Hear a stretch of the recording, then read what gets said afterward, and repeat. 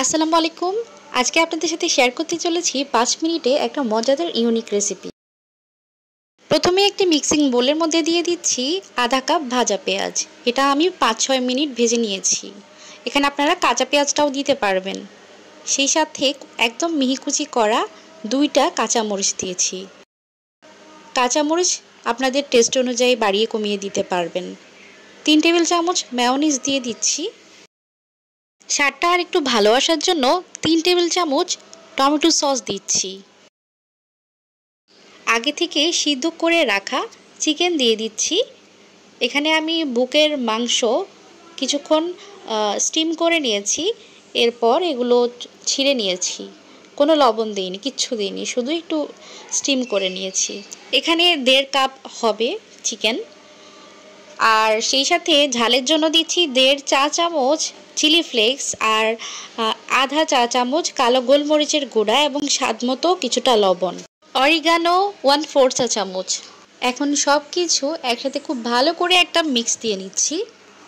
এই মিশ্রণটা আপনারা চাইলে চুলায়ও তৈরি করতে পারেন, প্যানে একটু হালকা সটে করে নিতে পারেন বাটার অথবা সামান্য তেল দিয়ে। তবে আমি হেলদি ওয়েতে করছি আর খুবই ঝটপটভাবে করে দেখানোর চেষ্টা করেছি, তাই এভাবে করলাম। এভাবেও অনেক বেশি মজা হয়। একটা প্যানের মধ্যে তেল দিয়ে দিচ্ছি, খুব সামান্য করে তেল গ্রিস করছি। এই তেলটা আপনারা যদি না দিতে চান এটা আপনাদের ব্যক্তিগত পছন্দ, না দিলেও কোনো সমস্যা নেই, তেল ছাড়াও এখানে হবে। আমি যেহেতু আজকে ফ্রোজেন পরোটা ব্যবহার করছি, এটা তেল ছাড়াও উল্টানো যাবে আর তেল ছাড়াও এটা অনেক মজা খেতে। এখানে একটা ফ্রোজেন পরোটার নিচে দিয়ে দিয়েছি আর সেই সাথে তৈরি করে রাখা চিকেনের ফিলিংটা খুবই পাতলা করে ছড়িয়ে দিচ্ছি মাঝখানে। আরেকটা ফ্রোজেন পরোটা উপর থেকে দিয়ে দিচ্ছি। এই পরোটাটা ফোল্ড করার সময় উপর দিয়ে চাপ দেওয়ার সময় চেষ্টা করবেন আগে ভেতরে একটু পানি লাগিয়ে নিতে, তাহলে খুব দ্রুতই এটা লেগে যাবে, আঠারও প্রয়োজন হবে না।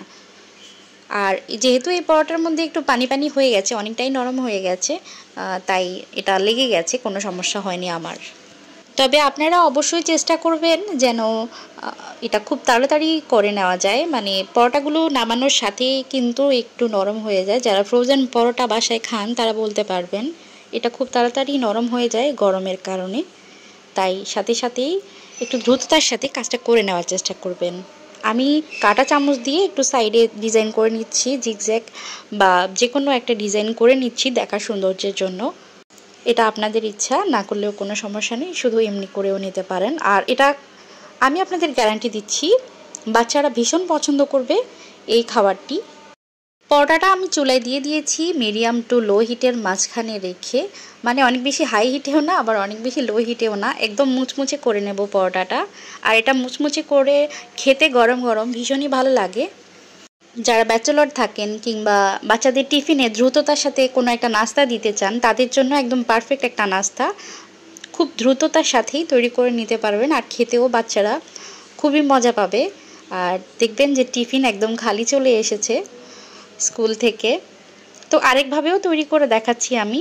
এই পরোটাটা একদম নরম হয়ে গেছে, যেহেতু ভিডিও করছি বুঝতেই পারছেন একটু সময়টা বেশি লাগে।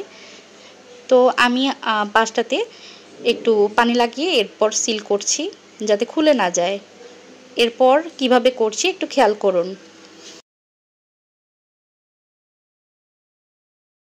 মুখটা খুব ভালো করে বন্ধ করে দেওয়ার পর এরপর প্লাস্টিকটা তুলে নেওয়ার চেষ্টা করছি, যেহেতু নরম হয়ে গেছে একটু উঠাতে কষ্টই হচ্ছে। তো যাই হোক, এখন আমি পাশ দিয়ে আরেকটু ডিজাইন করে নিচ্ছি কাঁটা চামচ দিয়ে, এটা অপশনাল, আগেই বলেছি। আর এরপর একটু তেল ব্রাশ করে দিতে হবে উপরে দুই পাশে, আর দিয়ে এটা দুই পাশ একটু মুচমুচে করে ভেজে নিতে হবে। আপনারা চাইলে একটু ডুবো তেলেও ভাজতে পারেন, তাহলে এটা একদম ফুলকো হবে। এই তো এটা এক পাশ একটু সেট হয়ে যাওয়ার পর এরপর উল্টে দিচ্ছি আর মুচমুচে করে নামিয়ে নিচ্ছি। ব্যাস হয়ে গেল 5 মিনিটে ঝটপট নাস্তা সকাল বিকালের, আর খেতে ভীষণ ভীষণ মজা। বাসায় অবশ্যই ট্রাই করবেন, আর ট্রাই করলে ফিডব্যাক জানাতে একদমই ভুলবেন না। আমার বিশ্বাস আপনাদের কাছে রেসিপিটা খুবই ভালো লাগবে, কারণ আমার কাছেও রেসিপিটা স্পেশালি ভালোই লেগেছে, আমার ছেলের কাছে খুবই ভালো লেগেছে। ট্রাই করতে পারেন। বাসায় যে কোনো সস দিয়ে কিংবা মেয়োনিজ দিয়ে খেতে পারেন, ভীষণই মজা। তো আশা করছি রেসিপিটা ট্রাই করবেন, আর ট্রাই করলে অবশ্যই ফিডব্যাক জানাবেন, আর ভালো লাগলে লাইক কমেন্ট শেয়ার এবং সাবস্ক্রাইব করে পাশেই থাকবেন। আজকে এই পর্যন্তই। সবাই অনেক বেশি ভালো থাকুন। আল্লাহ হাফিজ।